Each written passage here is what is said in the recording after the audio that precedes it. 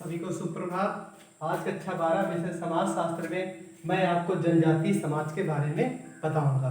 जनजातीय समाज कहते किसे हैं?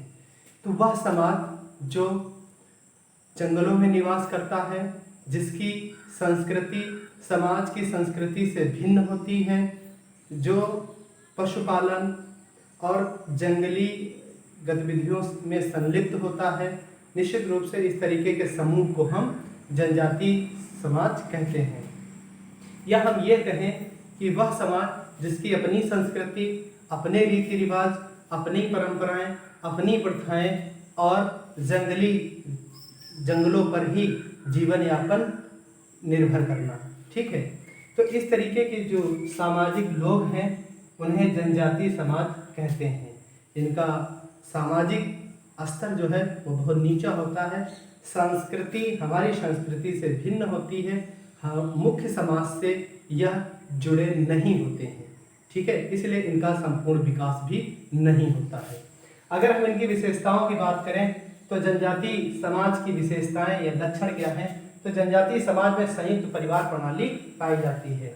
संयुक्त परिवार प्रणाली वह प्रणाली है जहां दो या दो से अधिक पीढ़ी के लोग एक साथ एक जगह एक चूल्हे पर बने हुए और एक रक्त समूह के होते हैं, जो रहते हैं, उन्हें हम संयुक्त परिवार प्रणाली कहते हैं। चूँकि इनका जीवन यापन जंगलों में होता है, ये जंगली जीवों के साथ या इस तरीके से हम कहें तो ये रहते हैं, समाज की मुख्य धारा से अलग रहते हैं, इसलिए यह संगठन या संगठित होकर रहते हैं, ग्रुप में रहते हैं, इसीलिए यहाँ संयुक्त परिवार प्रणाली पाई जाती है। दूसरी विशेषता है विवाह संबंधी अनुपम प्रथाएं। इनका चूंकि हमारी संस्कृति या मुख्य जो भारतीय संस्कृति है, सभ्यता है, उससे ये कोसों दूर हैं, इसलिए इनकी प्रथाएं, इनकी परंपराएं अलग हैं। अब देखिए यहाँ पर विवाह संबंधी इनमें अनुपम प्रथाएं पाई जाती हैं।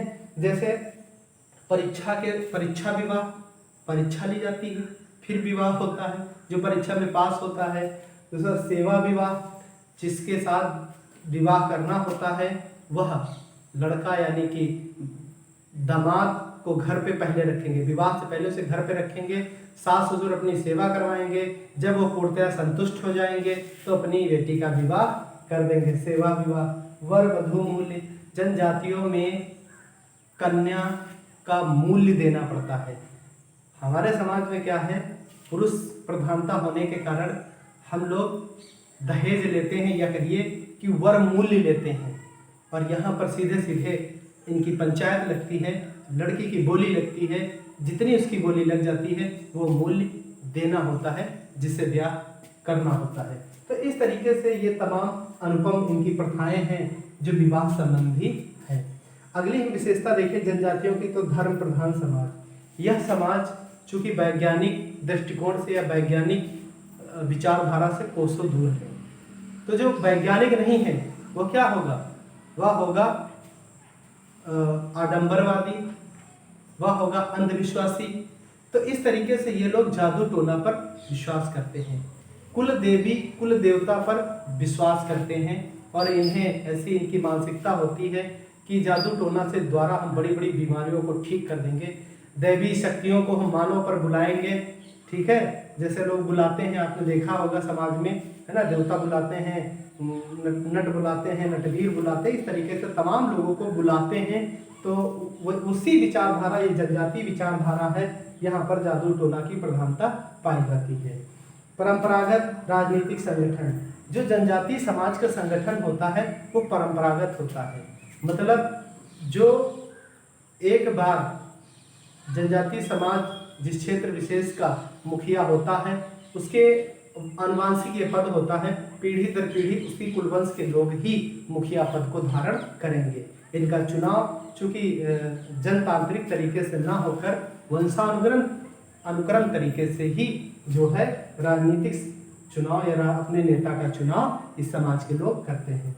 फिर देखिए अनौपचारिक सामाजिक नियंत्रण। वैसे क्या है, आज के समाज में क्या है कि सामाजिक नियंत्रण के औपचारिक साधन हैं, जैसे कानून है, राज्य है, विद्यालय है ना, परिवार है, जो हम पे डायरेक्ट क्या करते हैं, नियंत्रण करते हैं। हमने कोई असामाजिक कार्य किया तुरंत पुलिस पकड़ कर ले जाएगी, कोई असामाजिक कार्य कर रहा है, राज्य तुरंत उसके खिलाफ एक्शन लेगा। लेकिन यहाँ पर औपचारिक सामाजिक नियंत्रण है जो समाज में नियंत्रण स्थापित करते हैं। उसमें क्या है, प्रथाएं हैं, ठीक है। उसमें अगर हम और बात करें तो परंपराएं हैं, ठीक है। और अगर बहुत ज़्यादा आधुनिकता की बात करें तो वहाँ पर जनजाति पंचायतें हैं जो समाज में नियंत्रण का काम करते हैं। प्रथाओं का लोग पालन करते हैं, परंपराओं का पालन करते हैं और क्या करते हैं कि जो जनजाति पंचायतें हैं उनके आदेशों का पालन सभी को करना अनिवार्य होता है। तो इस तरीके से आज हमने आपको जनजातीय समाज की विशेषता के बारे में बताया है। आप इसे अपनी कॉपी पर सुंदर तरीके से नोट्स कर लेंगे और जिस क्रम में हम पढ़ा रहे हैं उसी क्रम में ही इसको नोट करते रहेंगे।